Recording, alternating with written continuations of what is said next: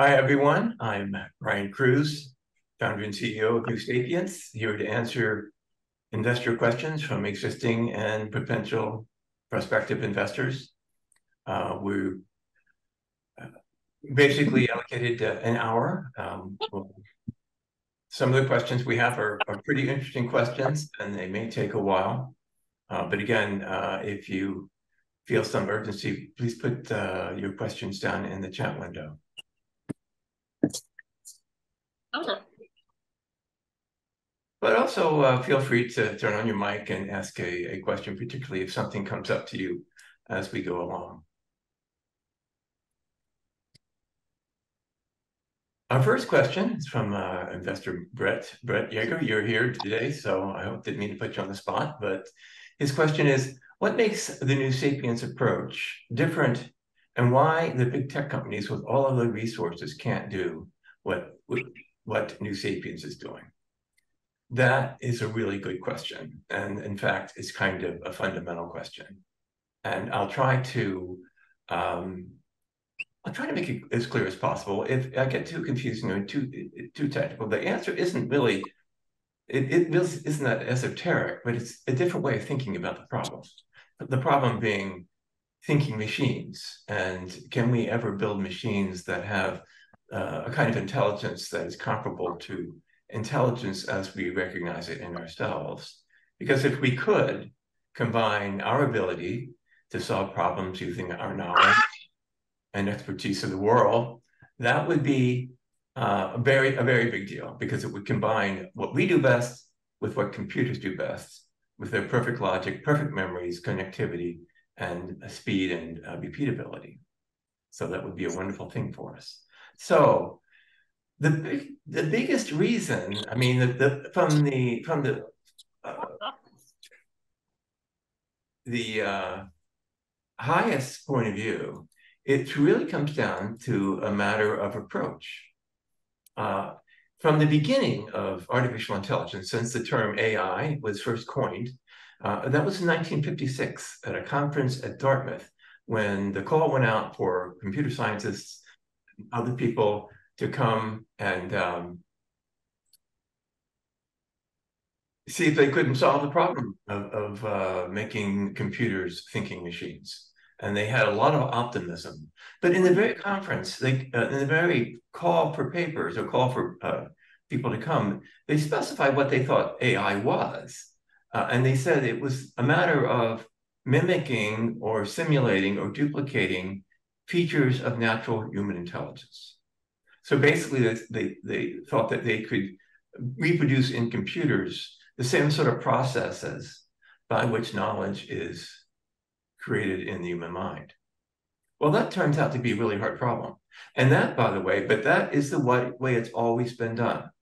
That has always been the approach. And that has always been mainstream AI, even though it's gone through major ways of technology, reconsiderations of how it's to be done. What we call AI today, with machine learning and these large generative AI, things like that, it's nothing like the technology that was had its heyday a couple of decades ago, when symbolic AI was having its time. But both were still based on trying to mimic duplicate or mimic the human mind.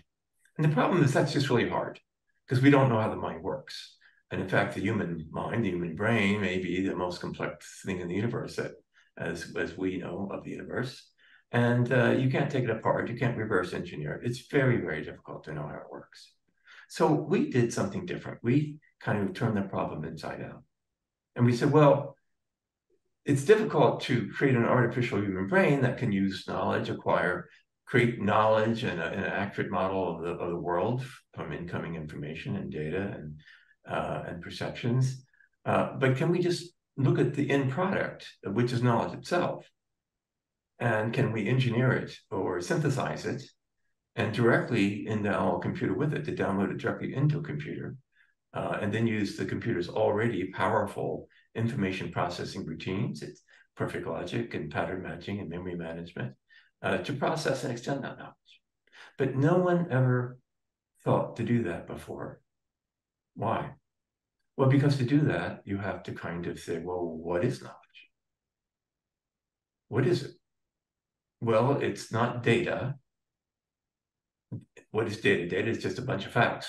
And in fact, the earlier ways of trying to do knowledge admission were just assume it was a bunch of facts. And there were a billion possible facts. It just couldn't scale. It never got off the ground. Well, if you take data and you organize it in some way, as in a database or a telemetry stream coming from a spacecraft, or a sentence in a language, like the information stream that I'm sending to you right now, which is composed of symbols, then it's information. That's information. But what is knowledge? Well, as it turns out, it's been a lifelong interest of mine.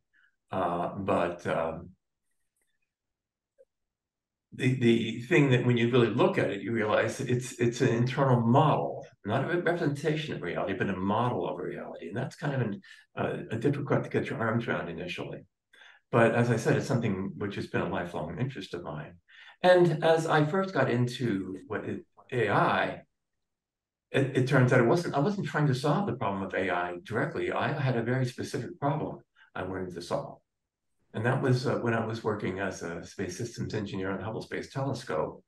And I saw that they were operating, when I got into the Mission Control Center there, I realized that they were trying to fly the spacecraft or operate the spacecraft as by looking at a collection of tables full of numbers on screens that were updating in real time.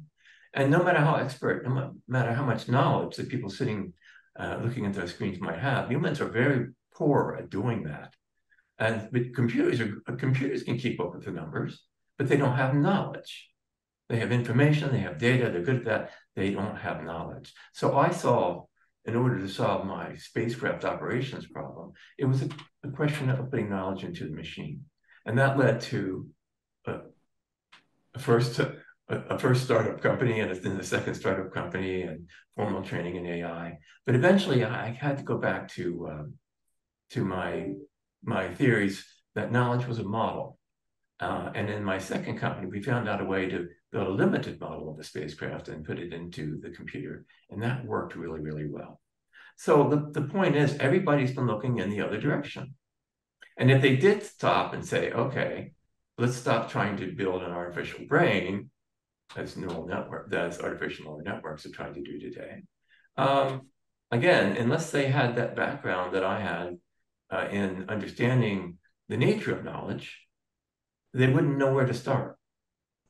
And since they're already, on the way, and they feel they're making progress, they're solving some interesting problems. They're also creating some interesting problems with a more imitative approach. It doesn't even occur to them. But if they did, so how do we do it? Well, we looked at knowledge, and we said if knowledge itself is an information structure, and structures should be able to be decomposed into simpler structures. And that's just like you look at your knowledge in your own mind, and you see it's like it's ideas, concepts that you can introspect, and you can break the more complex ones down into simpler ones. And that led us to the conjecture, since we're focused on what is knowledge and what does its structure look like. We speculated that you can keep breaking it down until you get to kind of like the ones that you can't break down anymore, which for practical purposes are like the atoms of thought. And that led us to saying, could we classify these atoms of thought the way material atoms are classified by how they can connect with each other? And it turns out we can. So we invented a sort of a cognitive chemistry there. And it's very compact. And then eventually we were able to build a structure which we call the cognitive core, which is very much like DNA. DNA is a compact specification. It's a very dense information structure that controls how protein molecules can be assembled into organisms. Imagine how much information that is, but it's very, very small. Well, we've kind of done something similar for knowledge. So we don't need the vast resources of the big tech companies, and we don't need supercomputers, and we don't need vast data sets to train our artificial neural networks on. And of course, what that has done with the generative AI and language sequence models is they basically create a very good illusion of intelligence and knowledge and comprehension, because the text they generate looks and reads to a human as though it were written by a human being. But the imitation intelligence doesn't have any real comprehension. It doesn't understand what the words mean, and it doesn't understand whether the words, that it doesn't have any idea that when a human reads those words, that the human will say this is true and this is false. And humans won't either unless they're expert. So it comes up with a very compelling illusion of a very detailed and useful answer to even a very hard question. But there's never any guarantee that it's actually real. Of course, they call that hallucinations, but it's not hallucination.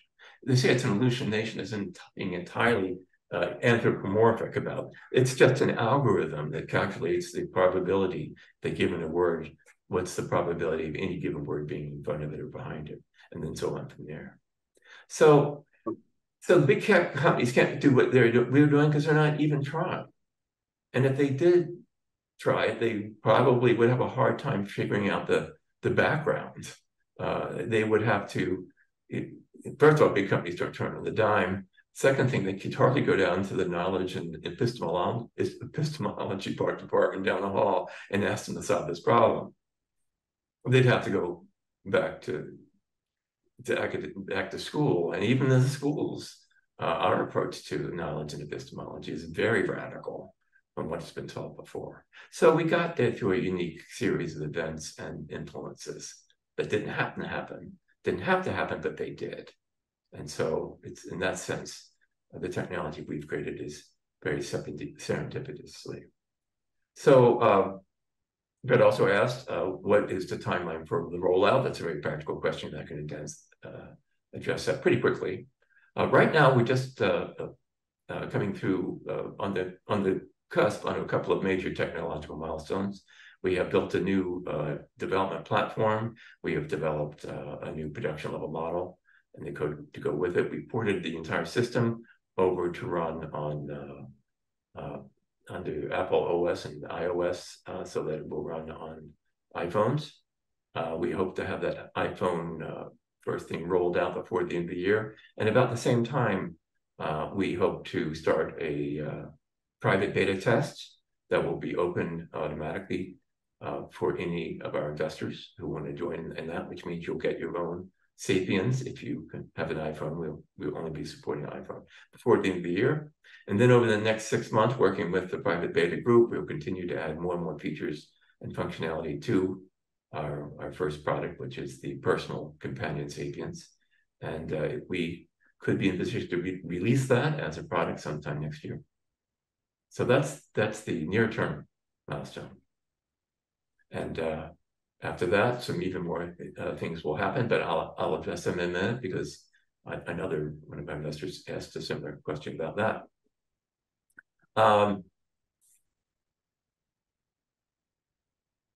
Thank you, Brian. Appreciate the answers. Thank you, Brett. I hope they answered the mail. Okay. Yes, thank you. Oh, here's a good one from RW here right now. What is the difference in electricity requirements between the new Sapience knowledge model and today's more common LLM like chatbots?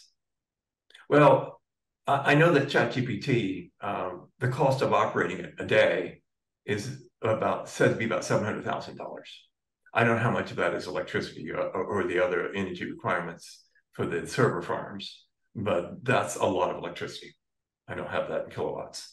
I do know also the training footprint for it in terms of the carbon footprint of training those large language models is really, really large. I've heard it compared to the energy to manufacture a car and then drive it to the moon and back. The energy requirements for our model, first of all, we don't have to train it, we build it with our toolkits. But at runtime, as it's active, I don't know what the energy requirements are, but it'll run inside your iPhone. So not very much, although I wish the battery would last longer, but it'll run like any other app on a smartphone. So there's orders of magnitude difference. Brian, just jumping in, and just to be clear, that's not that it's like an app on the cell phone that's reaching out to the web like so many other things. No, it's contained entirely on the phone. Yes. Well, right now we've been testing with an iPhone app, which actually is just an interface to Sapience running on a server out in the cloud. But with our new port to the Swift language and over to iPadOS, iOS, and Mac OS, it runs locally on the local machine. And that's a huge business boost for us, of course, because that means we don't have to pay for the server farms when we have millions of Sapiens out there. It's huge. It makes the company much more profitable. So which is one reason we decided to do it. Our friend Reinhardt's here from Bavaria asked if are we going to prepare? Will we be prepared for a big mega run after going public? Well, going public could mean several things, Reinhardt. You can clarify if you want, but one thing would be an IPO, and another thing would be what happens when basically we go public in the sense that the world understands what we have. That is, we demonstrate to the world either through the release of our first product or other public demonstrations that what we have. Now, right now, we're kind of hiding in plain sight. Why is that? Because the big tech companies and everybody else is off chasing large language models and generative AI and in the broader sense, artificial neural networks and machine learning. So they're not looking at us, and they probably wouldn't recognize what we're doing if we knocked on their door. But that's going to change, obviously, because when Tim Cook sees that there's an entity on his product to the iPhone that understands what he says to it, that's going to be a big deal. And so at that point, we're going to have to be prepared to do some dances with the dinosaurs, the big tech companies. Maybe it's not fair of me to call them dinosaurs, but from some points of view in our technology, they kind of look that way to us. But it's going to be very different for us. We're going to have a plan, and we are working hard to figure out how we're going to work with them. First of all, of course, we want to license our technology, not just to the big tech companies, but to everybody, individuals and entities, corporate entities alike, so they can build their own applications based on their technologies, and a whole line of products, Sapien, virtual employees for business, personal Sapiens for individuals. So when the world knows about us, it's going to be a very interesting ride because it's a very disruptive technology in terms of it changes the way we use computers. Computers are no longer just for data and for information. They are now for knowledge.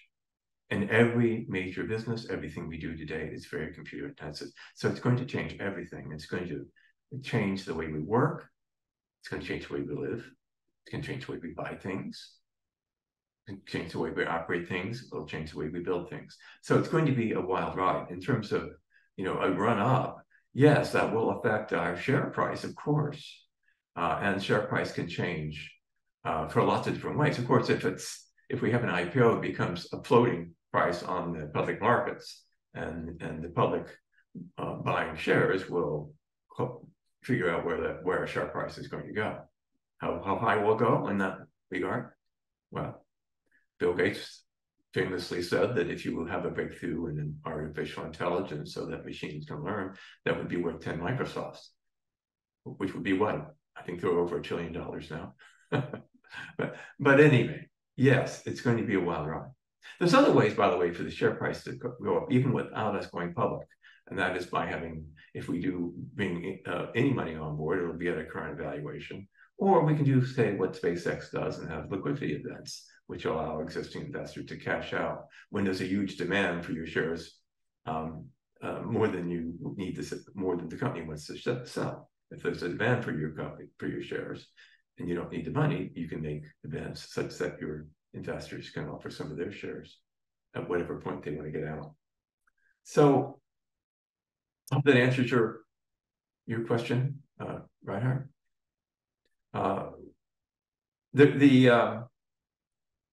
the other concern, of course, that people ask about the big tech companies and their interest in us, of course, is how do you keep them from, using their resources? Well, I think I kind of answered that already. Is that the great resources aren't going to help them that much because our first of all, they're looking the wrong way. Second of all, they don't have the know-how amongst those resources, so they're starting way behind. And we, of course, we're building a patent fence around our technology at the same time. So moving on. Yes. I'm sorry. All right, that just might help moderate so you don't have to multitask as much. I don't know where you're going next, but Ben Batten, the question about English artifacts. Yeah, I have that on my list. Thank you. Yeah, it seemed that's next. cool. Like mine. Huh? Yes. Thinking alike. The new Sapience develops a world model. Excuse me, I put something. Which I assume is based on the English language and English language artifacts. Would this model be directly usable in other countries with different languages or have to be redeveloped from the ground up? Many English words, characters, and other languages are difficult to translate. Man, I am so glad you asked that question. The whole core technology, that model, I mentioned the cognitive core, which is a compact information specification analogous to DNA. But on top of that, we are building a model of the common sense world, which is comparable in scope to the knowledge that you would need to learn a particular language. But the artifacts in that model are not based in English or any other language. Now, to every one of them, these are computer information structures. They all have unique identifiers. And the ones that we are building by hand, that is, we are taking human knowledge and curating it from our minds, and we're creating structures and putting it in the computer. We may give them, embed in their identifier a mnemonic so that the modeler can know, oh, what is this? What is this one I'm building now? Although as the model builds out, it's pretty obvious what it is from all its properties and attributes and relationships to other ideas. But now when the Sapiens is extending its model based on incoming information, it just tags the new ideas with, again, identifiers. So there's no language in it, in the model. There's no symbols in it. It's not made out of symbols. In the computer, the information structure is arrays and of transistors with on and off states. But it sum totals into a model of reality. We don't know how the human brain records its model, but we do know how computers work. So there's no symbols in there. So that's great. Now the English, we talk to it in English now. But so English is also modeled, but it's modeled not as knowledge, except there was knowledge about language and knowledge about English. But it's completely partitioned from the model, which is the knowledge. And so and of course, what a language is, it's a processing protocol, a communications protocol, or a processing protocol. Each statement in a language is designed to be processed by an information processor.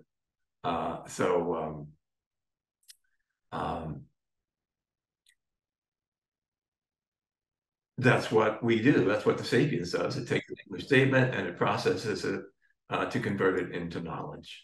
And but once it's converted, it gets into the model. The language is gone. So we model English, and the English words and phrases have point into their vector incoming points into the model so that you can understand what somebody's talking about. However, we can flip out the model of English and put it in German or any other language. We haven't done that yet, but it's much simpler. The model itself will not change one bit. And that's reasonable. Think about it. If you think of German and you think about a tree, and I think about a tree in English, the ideas are the same, right? So just like humans, language is a communications protocol. It's not the the part that contains and structures knowledge. So, by the way, that will make Sapiens perfect translators. You could say to it, I'm going to speak to you in English, but I want you to answer me in German. It will have no problem with that at all once it has a German plugin. And we already have plans and thought about which languages we would add. And of course, we'll add languages depending on their market share. But eventually we'll get them all done. Now you also, Ben mentioned a more difficult one about the visual cortex. What we're talking about there is that right now, the Sapiens is set up and designed to take information, normally in a symbolic form, but coming over multiple interfaces, and then extracting from that and using the cognitive core to turn that into knowledge. Now that could be English statements like I'm giving to you now. It could be telemetry from a spacecraft. It could be from a database. But ultimately, it could be from sensors, including things like cameras and microphones, in which case you're getting raw pixels or raw waveforms. So we certainly want to endow Sapiens with senses. And so in order to do that, a lot of work has already been done by others there, so we're not gonna have to do that from scratch. But ultimately, in terms of mapping artifacts and patterns and pixel arrays or waveforms, audio waveforms, into the model, will require something equivalent to the visual cortex in the human mind, in the human brain, and that's going to be interesting. But again, we'll be able to leverage all things. But to answer your question. We do see that happening, and no, we don't see it orders of magnitude more difficult because the model of knowledge is the same. This is just a matter of getting information and a different type of information and mapping it back into the model. Right. An example that I'd like to give folks is riffing on your example of putting car keys on the fireplace mantle. Today we'd have to tell the Sapiens, I put my keys on the mantle. You can easily imagine that it would know that. It would, if you've got a forward-facing camera, that's an example of the kind of information it could knowledge. Giving the Sapiens senses will make it usually more useful to be kind of your auxiliary memory or your outboard memory, because through a pair of smart glasses or something, or some wearables or things like that, if you can see what you see, recording in progress, it'll be usually more useful. So we're excited about that. Let's see. From Cam, can I have a two-part question? Can you ask it via the microphone? You certainly can, Cam. Go ahead. Hi, can you hear me now? Yes. Looks like we've just started the webinar. We'll wait just a little bit to let some of the remaining participants join up here before we start. That wasn't me, by the way. No. We need to clamp down on security here a little bit. Go ahead, Cam. Okay, great. Thank you. My first question is, what does your day-to-day look like? Is it you and 3 or 4 other kind of genius programmers kind of getting together and working on it? Is it once a week? What is progress like on a week-to-week basis? I mean, what are you guys doing, I guess? Working on code or? That's a good question. I have one more after that. Okay, well, so Carson Honeycutt, who's our chief software architect and one of those truly talented programmers. I think they used to call them rockstar programmers, but I'm told that's not really right anymore. At any rate, we've been working on this together. We started working on this in about 2004. And for the first 10 years, it was just the 2 of us, with me more or less working full time, in an R&D mode, designing the model, figuring out the epistemology of it. We call that part of it kind of semi-tongue-in-cheek epistemological engineering, building the model, while Carson was writing intelligence to process that model. And then in about 2015, we started bringing in some outside investors. Even today, though, we're small. And that's probably okay. We're at the cusp now when we're ready to expand. But prior to this, there was a lot of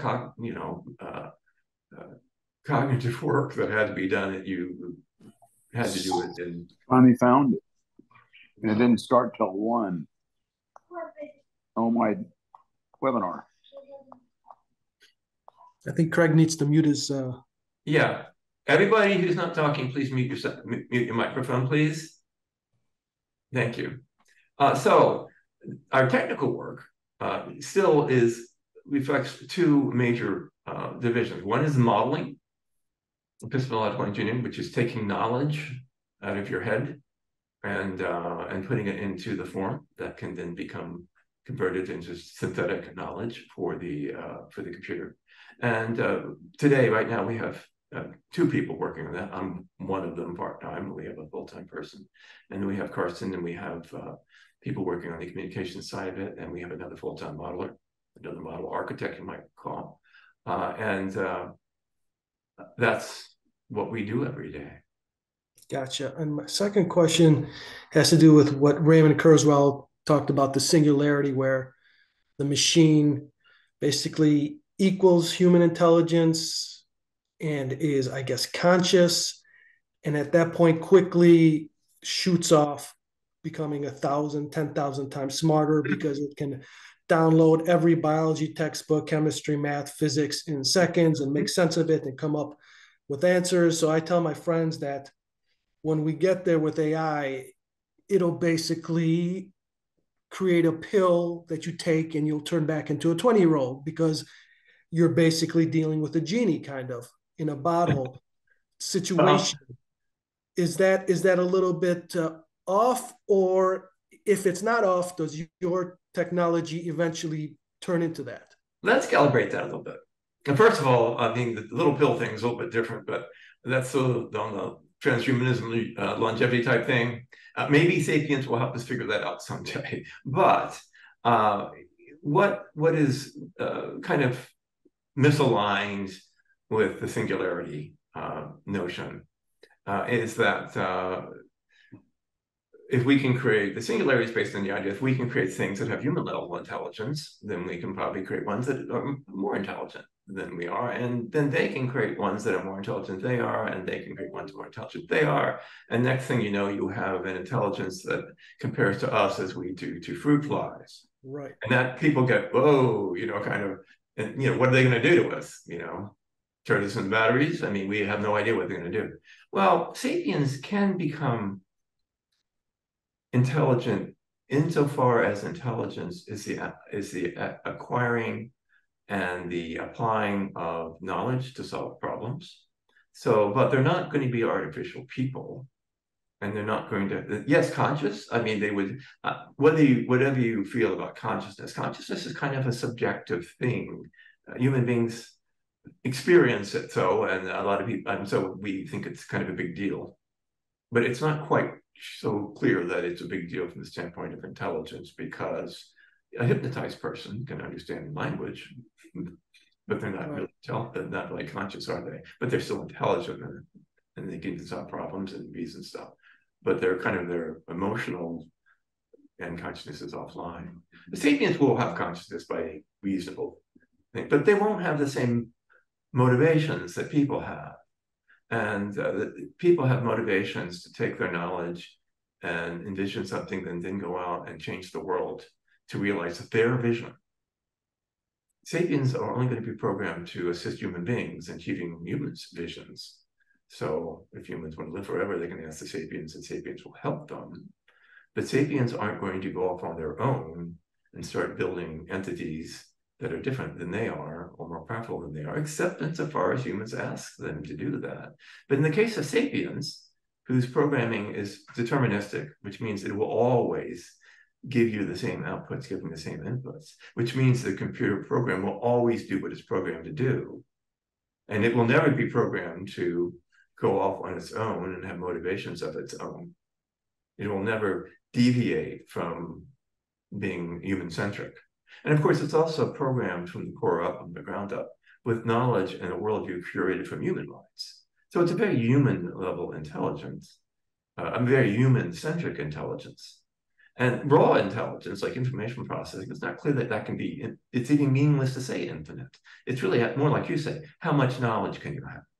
Well, yes, Sapiens can someday have all the knowledge that human beings have recorded in language or have in their minds today. It can someday encompass all of that knowledge, all at the same time, ultimately in one computer. Whether that'll still be, whether the processors and portable devices will keep up with that or not, I don't know. And it doesn't matter, because they'll always have it available to them, and they can download the modules that they need to solve a given problem. So there's a kind of singularity, but it's not a dangerous kind of singularity. It's not going to be, Stephen Hawking's and lots of very smart people. Steve Wozniak, Elon Musk have said, oh, we need to be Bill Gates. We need to worry about this stuff because they would become smarter than we are, and they might go off and change the world. Well, they might be smarter than we are. They certainly become more knowledgeable, but they're not going to want to change the world in some way that we don't want them to do. So they're not going to replace us. They don't. Why? Because they won't want to. Is your technology on the trajectory? Does it have the potential of becoming super intelligent, where it could create a solution to global warming in 5 minutes because it has access to all information about atmospherics and oceanics and can reason like a human? I mean, so basically, and I'll ask this and I'll leave you with that. Does it have the potential for that super intelligence? We clearly and firmly believe that the answer to that is yes. Because again, it is combining the most powerful features of human intelligence with the speed, bandwidth, connectivity, huge memory, unlimited number of processors. So yes, it could do exactly what you say. I mean, I don't know how much data, how big the problem is, and how much century in terms of the modeling of the atmosphere and the climate. But yes, certainly. And some of that, by the way, some of the stuff that we'll draw on will no doubt be kind of machine learning technology, because that's good at finding patterns in large databases. But when you talk time to really apply the intellectual knowledge of physics, chemistry, atmospheric chemistry, physics, and all the scientific knowledge to really formulate a theory, then test that theory, and then solve the problem, that's going to take a sapiens. It's going to take knowledge in the sense that humans have knowledge, but in a machine with unlimited processing bandwidth and access to data. So yes, the answer is simply yes, we believe that. Great. Thanks for your time. Mm-hmm.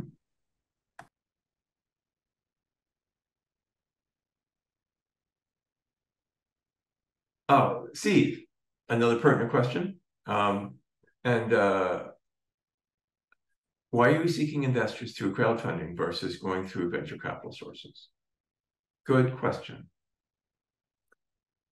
It's not a simple answer, but the answers are fairly direct. One reason is simply that the investment environment, since the time I formed my first company, which was venture funded, the investment environment has changed. Today, there's much more homogeneity in the venture community. They have moved upstream. There's fewer involved in funding seed companies, but they tend to all go they're all investing in kind of the current big thing. And the current big thing right now, today, is, and especially in the realm of AI, of course, is generative AI, machine learning, to the point where there's a speculative investment bubble driven by venture capitalists that we haven't seen since the dot-com booms. But we don't fit in that thing. We don't fit. We're not generative AI. We don't use artificial neural networks. We don't require supercomputers. We don't do any of that stuff. So we don't fit with what they're looking for.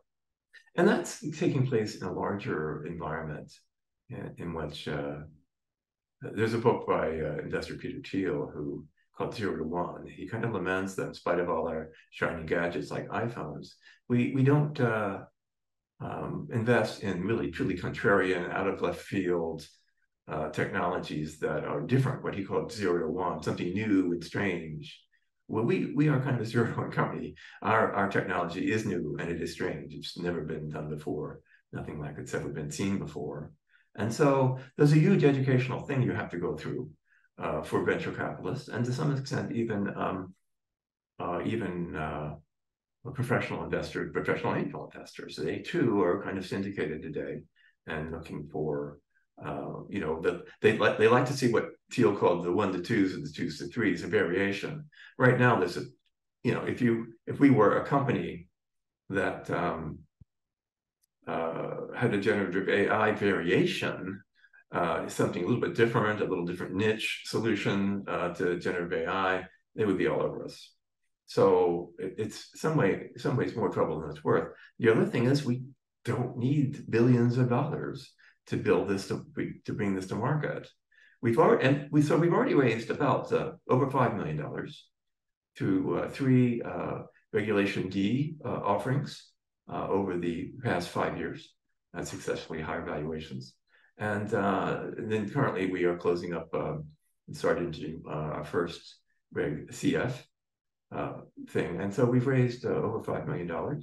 We think we can get to market with another 2 million in that range, 1 to 2, maximum 4. So at that point, with our profit margins being as we expect them to be, since we don't have to own the hardware it runs on, we suspect to generate a lot of cash fast.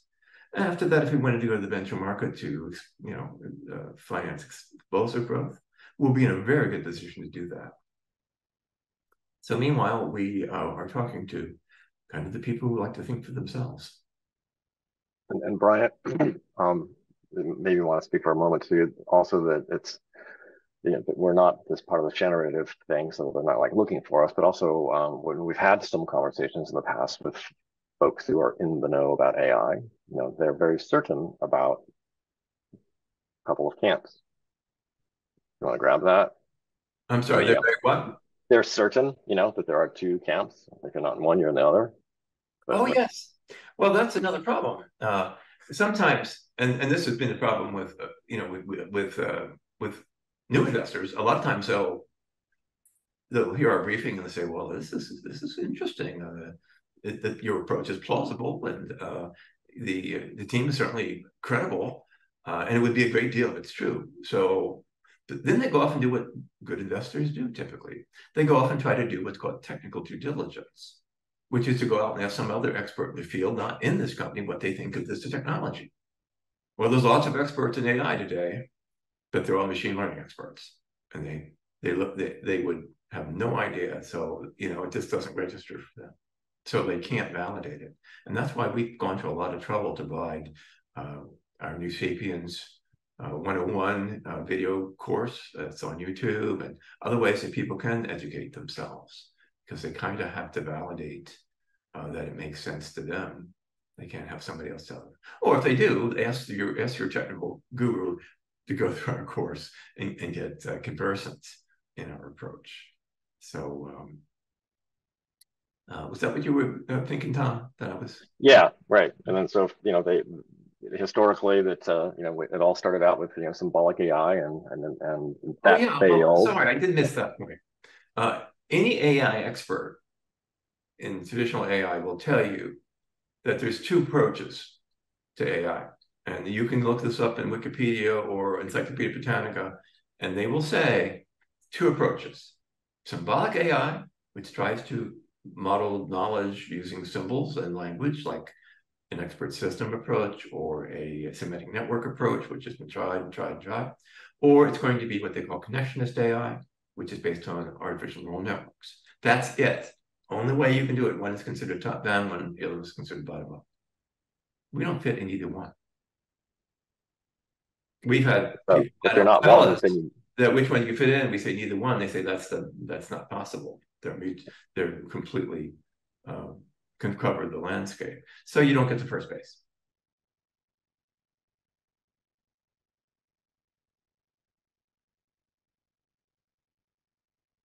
Okay. Real quick one. I'll get back to Ben. He's got another good question.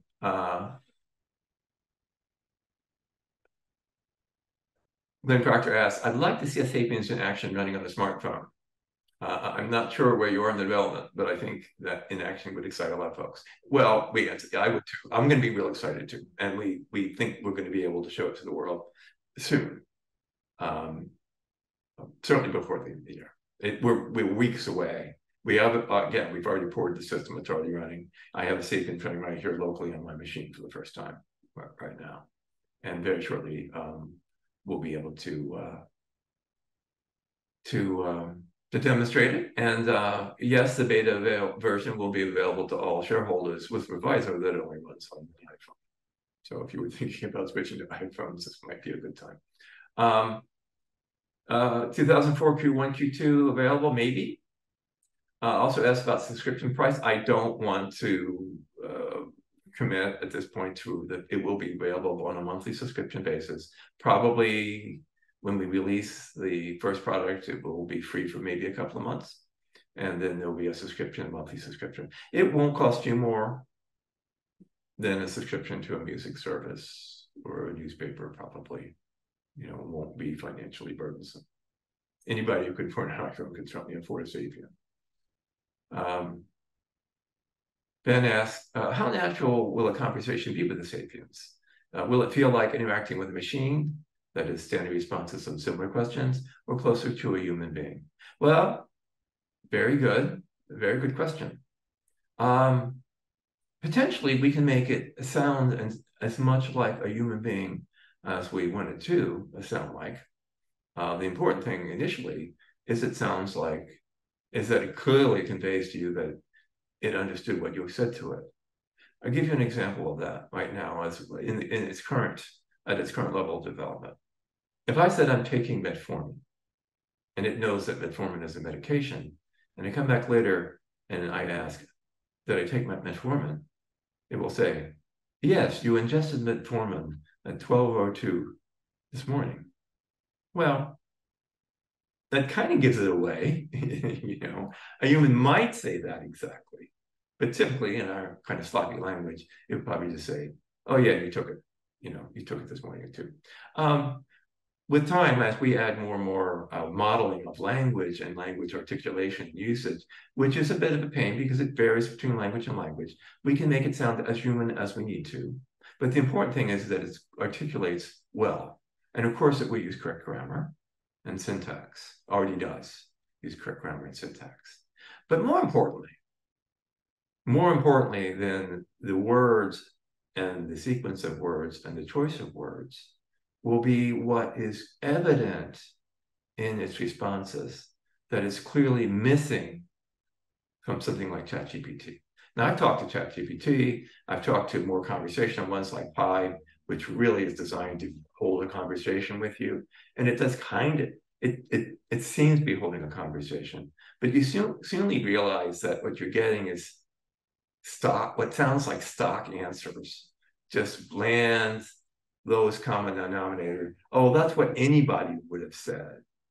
Why? Well, of course, it's what anybody would say, because it's what the majority of people, it's based on the word sequencing that the majority of people who were answering a similar question or responding to a similar input would have said. All those humans folks said that, and so you put it all together. I had one of our investors who, he was aware, earlier investors, that one of the things that we think would be great is you can tell your Sapience where you hid your keys, and then you come back and say, where's my keys? And I'll tell you it's under the rock or behind the mat or where you hid it. So she said, well, I asked GPT about hiding keys.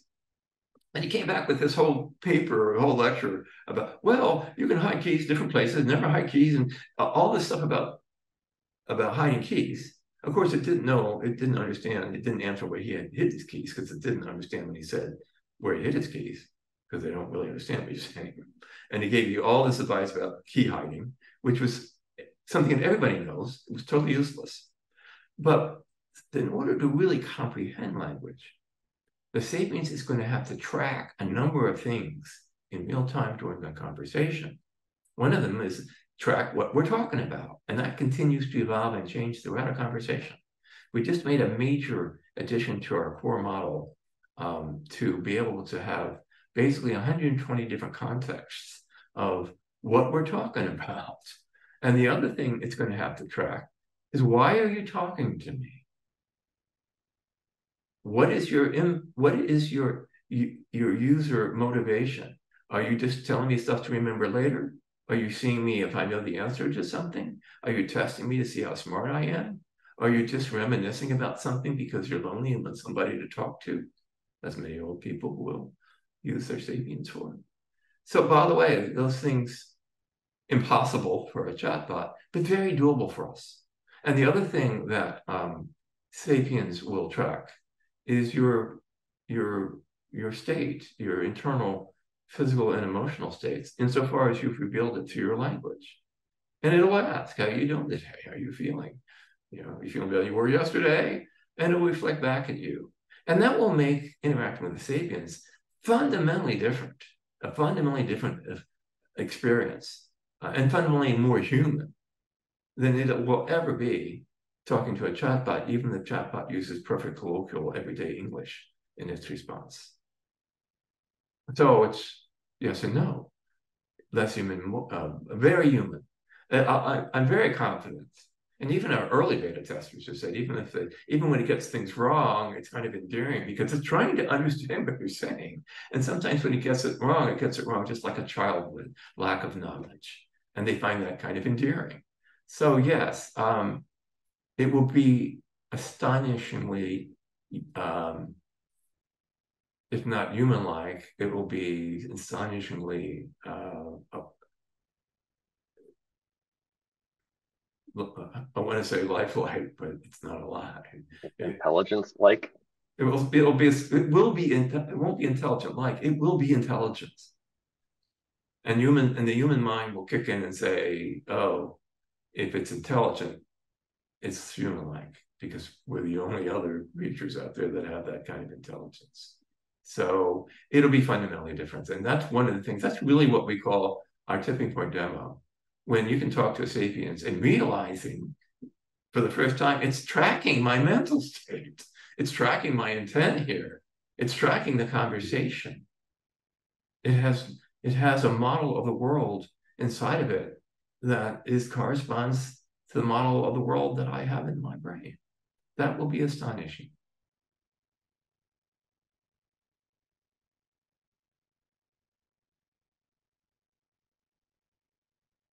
Do I think, from Cam, that Sapiens will be helpful, will be implanted in a humanoid robot at some point and be able to act as a type of guardian for people with disabilities? Absolutely, Cam. In fact, we envision. I mean, the Sapiens as a software on a cell phone is only the first step. Clearly, they will migrate into other devices, other objects, including robotic devices. We see very soon, as we get to the product stage, where people will take Sapiens and they'll put them into, you know, for a child into something of a Furby-like little robot, which will be the playmate and companion and of course guardian to the child. And that Sapiens, of course, will grow as the child grows through life, becoming from playmate to guardian to tutor to companion to colleague and to caregiver in elder years. And then we'll be there to deliver a eulogy at your funeral. And wouldn't it be amazing to be able to talk to the Sapiens of your great-great-great-grandmother someday? But if it's clearly in robots, physical robots all around you and beside you, for the sake of normal people, how much more powerful and valuable to people with any kind of physical disability or a different way of looking at the world. I don't want to say that autism is necessarily disability, it's a different way of looking at the world, but certainly the Sapiens will relate well there.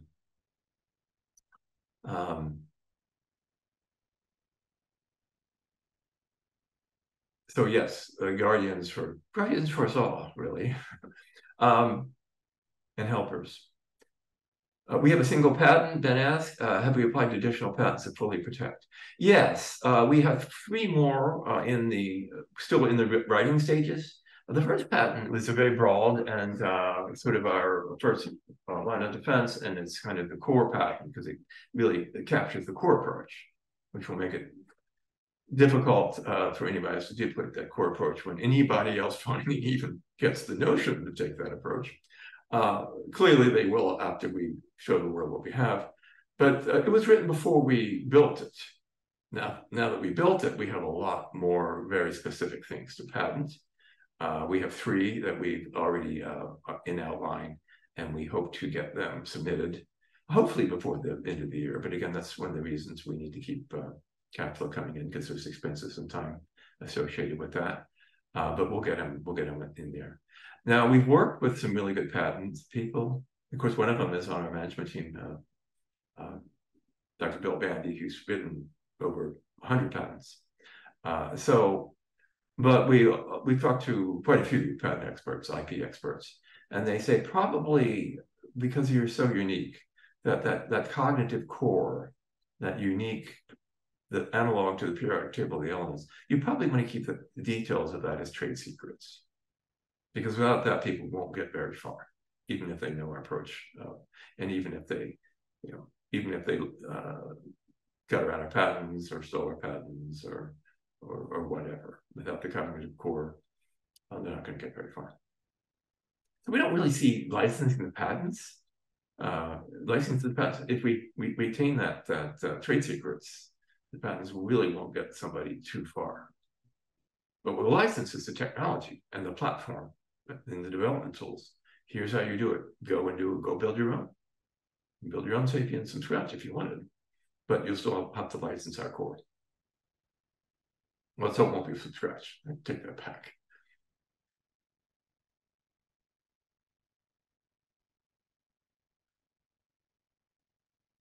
It is 4:30. I think we hit it right in the nail, unless there's some more questions.